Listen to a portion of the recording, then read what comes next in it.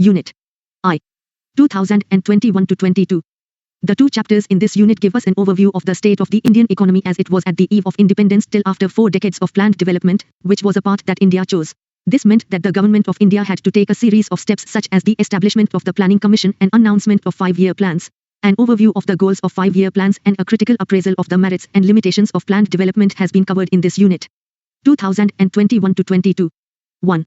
After studying this chapter, the learners will times become familiar with the state of the Indian economy in 1947, the year of India's independence, times understand the factors that led to the underdevelopment and stagnation of the Indian economy. Indian economy on the eve of independence. 2021-22. 4. Indian economic development. 1.1 Introduction. The primary objective of this book, Indian Economic Development, is to familiarize you with the basic features of the Indian economy and its development, as it is today, in the aftermath of independence. However, it is equally important to know something about the country's economic past even as you learn about its present state and future prospects. So, let us first look at the state of India's economy prior to the country's independence and form an idea of the various considerations that shaped India's post-independence development strategy. The structure of India's present-day economy is not just of current making, it has its roots steeped in history, particularly in the period when India was under British rule, which lasted for almost 2 centuries before India finally won its independence on 15 August 1947. The sole purpose of the British colonial rule in India was to reduce the country to being a raw material supplier for Great Britain's own rapidly expanding modern industrial base. An understanding of the exploitative nature of this relationship is essential for any assessment of the kind and level of development which the Indian economy has been able to attain over the last 6.5 decades. 1.2. 1.2 Low level of economic development under the colonial rule. India had an independent economy before the advent of the British rule. Though agriculture was the main source of livelihood for most people, yet, the country's economy was characterized by various kinds of manufacturing activities. India was particularly well known for its handicraft industries in the fields of cotton and silk textiles, metal and precious stone works, etc. These products enjoyed a worldwide market based on the reputation of the fine quality of material used and the high standards of craftsmanship seen in all imports from India. See box 1.1. India is the pivot of our empire. If the empire loses any other part of its dominion, we can survive, but if we lose India, the sun of our empire will have set. Victor Alexander Bruce, the Viceroy of British India in 1894. Box 1.1. Textile industry in Bengal. Muslin is a type of cotton textile which had its origin in Bengal, particularly places in and around Dhaka, spelled during the pre-independence period as Dhaka, now the capital city of Bangladesh.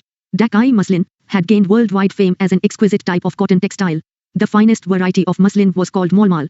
Sometimes, foreign travelers also used to refer to it as Malmal Shahi or Malmal Khas, implying that it was worn by, or fit for, the royalty. 2021-22. Indian economy on the eve of independence. 5. The economic policies pursued by the colonial government in India were concerned more with the protection and promotion of the economic interests of their home country than with the development of the Indian economy. Such policies brought about a fundamental change in the structure of the Indian economy, transforming the country into supplier of raw materials and consumer of finished industrial products from Britain. Obviously, the colonial government never made any sincere attempt to estimate India's national and per capita income. Some individual attempts which were made to measure such incomes yielded conflicting and inconsistent results. Among the notable estimators, Dadabhai Naoroji, William Digby, Findlay Sharas, V.K.R.V. Rao and R.C. Desai, it was Rao, whose estimates during the colonial period was considered very significant. However, most studies did find that the country's growth of aggregate real output during the first half of the 20th century was less than 2% coupled with a meager half growth in per capita output per year. 1.3 Agricultural sector. India's economy under the British colonial rule remained fundamentally agrarian. About 85% of the country's population lived mostly in villages and derived livelihood directly or indirectly from agriculture. See box 1.2. However, despite being the occupation of such a large population, the agricultural Fig. 1.1 India's agricultural stagnation under the British colonial rule. Box 1.2 Agriculture during pre-British India. The French traveller, Bernier, described 17th century Bengal in the following way. The knowledge I have acquired of Bengal in 2 visits inclines me to believe that it is richer than Egypt. It exports, in abundance, cottons and silks, rice, sugar and butter. It produces amply, for its own consumption, wheat, vegetables, grains, fowls, ducks and geese. It has immense herds of pigs and flocks of sheep and goats. Fish of every kind it has in profusion. From Rajmahal to the sea is an endless number of canals, cut in bygone ages from the Ganges by immense labor for navigation and irrigation. Take note of the agricultural prosperity in our country in the 17th century. Contrast it with agricultural stagnation around the time when the British left India, around 200 years later. 2021-22. 6. Indian economic development. Sector continued to experience stagnation and, not infrequently, unusual deterioration. Agricultural productivity became low though, in absolute terms, the sector experienced some growth due to the expansion of the aggregate area under cultivation. This stagnation in the agricultural sector was caused mainly because of the various systems of land settlement that were introduced by the colonial government. Particularly, under the zamindari system which was implemented in the then Bengal Presidency comprising parts of India's present-day eastern states, the profit accruing out of the agriculture sector went to the zamindars instead of the cultivators.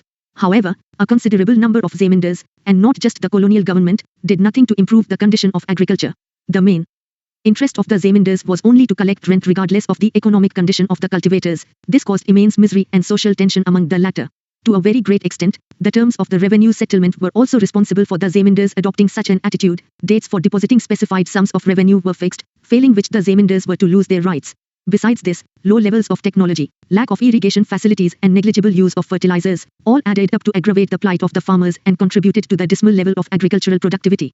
There was, of course, some evidence of a relatively higher yield of cash crops in certain areas of the country due to commercialization of agriculture. Work these out. Compare the map of British India with that of independent India and find out the areas that became parts of Pakistan.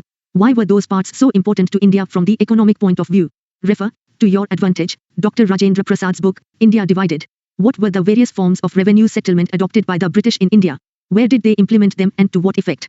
How far do you think those settlements have a bearing on the current agricultural scenario in India? In your attempt to find answers to these questions, you may refer to Ramesh Chandradut's Economic History of India, which comes in 3 volumes, and B. H. Baden-Powell's The Land Systems of British India, also in 2 volumes. For better comprehension of the subject, you can also try and develop an illustrated agrarian map of British India either by hand or with the help of your school computer. Remember, nothing helps better than an illustrated map to understand the subject at hand. 2021-22. Indian economy on the eve of independence 7. But this could hardly help farmers in improving their economic condition as, instead of producing food crops, now they were producing cash crops which were to be ultimately used by British industries back home. Despite some progress made in irrigation, India's agriculture was starved of investment in terracing, flood control, drainage and desalinization of soil. While a small section of farmers changed their cropping pattern from food crops to commercial crops, a large section of tenants, small farmers and sharecroppers neither had resources and technology nor had incentive to invest in agriculture. 1.4 Industrial sector. As in the case of agriculture, so also in manufacturing, India could not develop a sound industrial base under the colonial rule. Even as the country's world-famous handicraft industries declined, no corresponding modern industrial base was allowed to come up to take pride of place so long enjoyed by the former. The primary motive of the colonial government behind this policy of systematically deindustrializing India was twofold. The intention was, first, to reduce India to the status of a mere exporter of important raw materials for the upcoming modern industries in Britain and, second, to turn India into a sprawling market for the finished products of those industries so that their continued expansion could be ensured to the maximum advantage of their home country, Britain. In the unfolding economic scenario, the decline of the indigenous handicraft industries created not only massive unemployment in India but also a new demand in the Indian consumer market, which was now deprived of the supply of locally made goods. This demand was profitably met by the increasing imports of cheap manufactured goods from Britain. During the second half of the 19th century, modern industry began to take root in India but its progress remained very slow. Initially, this development was confined to the setting up of cotton and jute textile mills. The cotton textile mills, mainly dominated by Indians, were located in the western parts of the country, namely, Maharashtra and Gujarat, while the jute mills dominated by the foreigners were mainly concentrated in Bengal. Subsequently, the iron and steel industries began coming up in the beginning of the 20th century. The Tata Iron and Steel Company, TISCO, was incorporated. In 1907, a few other industries in the fields of sugar, cement, paper etc. came up after the Second World War. However, there was hardly any capital goods industry to help promote further industrialization in India. Capital goods industry means industries which can produce machine tools which are, in turn, used for producing articles for current consumption. The establishment of a few manufacturing units here and 2021-22. 8. Indian economic development. There was no substitute to the near wholesale displacement of the country's traditional handicraft industries. Furthermore, the growth rate of the new industrial sector and its contribution to the gross domestic product, GDP, or gross value added remained very small. Another significant drawback of the new industrial sector was the very limited area of operation of the public sector. This sector remained confined only to the railways, power generation, communications, ports and some other departmental undertakings. 1.5 Foreign trade. India has been an important trading nation since ancient times. But the restrictive policies of commodity production, trade and tariff pursued by the colonial government adversely affected the structure, composition and volume of India's foreign trade. Consequently, India became an exporter of primary products such as raw silk, cotton, wool, sugar, indigo, jute etc. and an importer of finished consumer goods like cotton, silk and woolen clothes and capital goods like light machinery produced in the factories of Britain. For all practical purposes, Britain maintained a monopoly control over India's exports and imports. As a result, more than half of India's foreign trade was restricted to Britain while the rest was allowed with a few other countries like China, Ceylon, Sri Lanka, and Persia, Iran. The opening of the Suez Canal further intensified British control over India's foreign trade. See box 1.3. The most important characteristic of India's foreign trade throughout the colonial period was the generation of a large export surplus. But this surplus came at a huge cost to the country's economy. Several essential commodities, food grains, clothes. Work these out. Prepare a list showing where and when other modern industries of India were first set up. Can you also find out what the basic requirements are for setting up any modern industry? What, for example, might have been the reasons for the setting up of the Tata Iron and Steel Company at Jamshedpur, which is now in the state of Jharkhand? How many iron and steel factories are there in India at present? Are these iron and steel factories among the best in the world, or do you think that these factories need restructuring and upgradation? If yes, how can this be done? There is an argument that industries which are not strategic in nature should not continue to be in the public sector. What is your view? On a map of India, mark the cotton textiles, jute mills and textile mills that existed at the time of independence. 2021-22. Indian economy on the eve of independence. 9. Kerosene etc. were scarcely available in the domestic market. Furthermore, this export surplus did not result in any flow of gold or silver into India. Rather, this was used to make payments for the expenses incurred by an office set up by the colonial government in Britain, expenses on war, again fought by the British government, and the import of invisible items, all of which led to the drain of Indian wealth. 1.6 Demographic condition. Various details about the population of British India were first collected through a census in 1881. Though suffering from certain limitations, it revealed the unevenness in India's population growth. Subsequently, Fig. 1.2 Suez Canal, used as highway between India and Britain. Box 1.3, Trade through the Suez Canal. Suez Canal is an artificial waterway running from north to south across the Isthmus of Suez in northeastern Egypt. It connects Port Said on the Mediterranean Sea with the Gulf of Suez, an arm of the Red Sea. The canal provides a direct trade route for ships operating between European or American ports and ports located in South Asia, East Africa and Oceania by doing away with the need to sail around Africa. Strategically and economically, it is one of the most important waterways in the world. Its opening in 1869 reduced the cost of transportation and made access to the Indian market easier. Not to scale. Work these out. Prepare a list of items that were exported from and imported into India during the British rule. Collect information from the Economic Survey for various years published by the Ministry of Finance, Government of India, on various items of export from India and its imports. Compare these with imports and exports from the pre-independence era. Also find out the names of prominent ports which now handle the bulk of India's foreign trade. Not to scale. 2021-22. 10 Indian economic development. Every 10 years such census operations were carried out. Before 1921, India was in the first stage of demographic transition. The second stage of transition began after 1921. However, neither the total population of India nor the rate of population growth at this stage was very high. The various social development indicators were also not quite encouraging. The overall literacy level was less than 16%. Out of this, the female literacy level was at a negligible low of about 7%. Public health facilities were either unavailable to large chunks of population or, when available, were highly inadequate. Consequently, water and airborne diseases were rampant and took a huge toll on life. No wonder, the overall mortality rate was very high, and in that particularly, the infant mortality rate was quite alarming, about 218 per thousand in contrast to the present infant mortality rate of 33 per thousand. Life expectancy was also very low, 32 years in contrast to the present 69 years. In the absence of reliable data, it is difficult to specify the extent of poverty at that time, but there is no doubt that extensive poverty prevailed in India during the colonial period, which contributed to the worsening profile of India's population of the time. 1.7 Occupational structure. During the colonial period, the occupational structure of India, i.e., distribution of working persons across different industries and sectors, showed little sign of change. The agricultural sector accounted for Fig. 1.3. A large section of India's population did not have basic needs such as housing. 2021-22. Indian economy on the eve of independence. 11. The largest share of workforce, which usually remained at a high of 70 to 75%, while the manufacturing and the services sectors accounted for only 10 and 15 to 20% respectively. Another striking aspect was the growing regional variation. Parts of the then Madras Presidency, comprising areas of the present-day states of Tamil Nadu, Andhra Pradesh, Kerala and Karnataka, Bombay and Bengal witnessed a decline in the dependence of the workforce on the agricultural sector with a commensurate increase in the manufacturing and the services sectors. However, there had been an increase in the share of workforce in agriculture during the same time in states such as Orissa, Rajasthan and Punjab. 1.8 Infrastructure. Under the colonial regime, basic infrastructure such as railways, ports, water transport, posts and telegraphs did develop. However, the real motive behind this development was not to provide basic amenities to the people but to subserve various colonial interests. Roads constructed in India prior to the advent of the British rule were not fit for modern transport. The roads that were built primarily served the purposes of mobilizing the army within India and drawing out raw materials from the countryside to the nearest railway station or the port to send these to far away England or other lucrative foreign destinations. There always remained an acute shortage of all-weather roads to reach out to the rural areas during the rainy season. Naturally, therefore, people mostly living in these areas suffered grievously during natural calamities and famines. The British introduced the railways in India in 1850 and it is considered as one of their most important contributions. The railways affected the structure of the Indian economy in two important ways. On the one hand, it enabled people to undertake long-distance travel and thereby break geographical and cultural barriers, while, on the other hand, it fostered commercialization of Indian agriculture, which adversely affected the self-sufficiency of the village economies in India. The volume of India's exports undoubtedly expanded, but its benefits rarely accrued to the Indian people. The social benefits, which the work these out. Can you find out the reasons behind frequent occurrence of famines in India before independence? You may read from Nobel laureate Amartya Sen's book, Poverty and Famines. Prepare a pie chart for the occupational structure in India at the time of independence. 2021-22. 12. Indian economic development. Indian people gained owing to the introduction of the railways, were thus outweighed by the country's huge economic loss.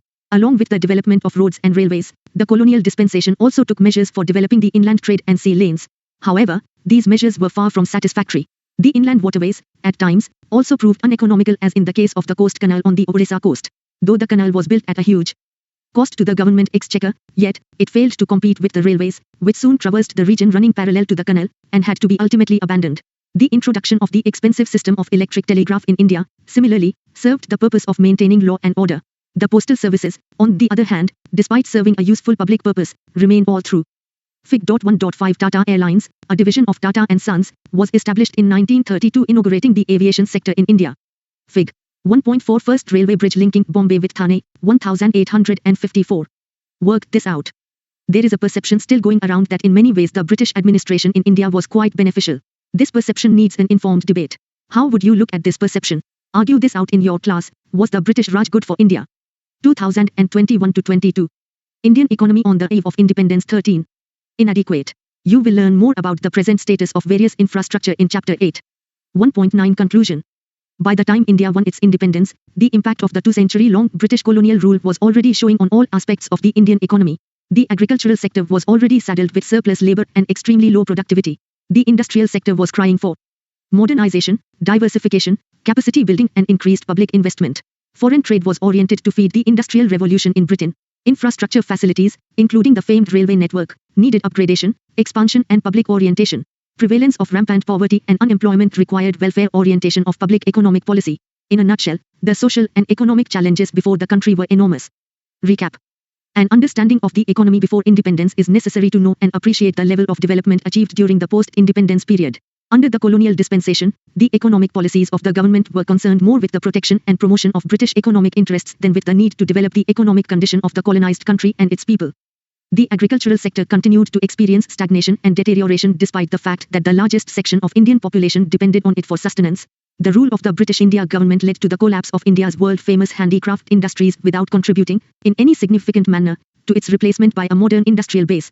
Lack of adequate public health facilities, occurrence of frequent natural calamities and famines pauperized the hapless Indian people and resulted in engendering high mortality rates.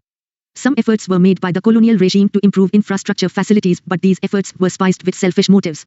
However, the independent Indian government had to build on this base through planning. 2021-22. 14. Indian economic development.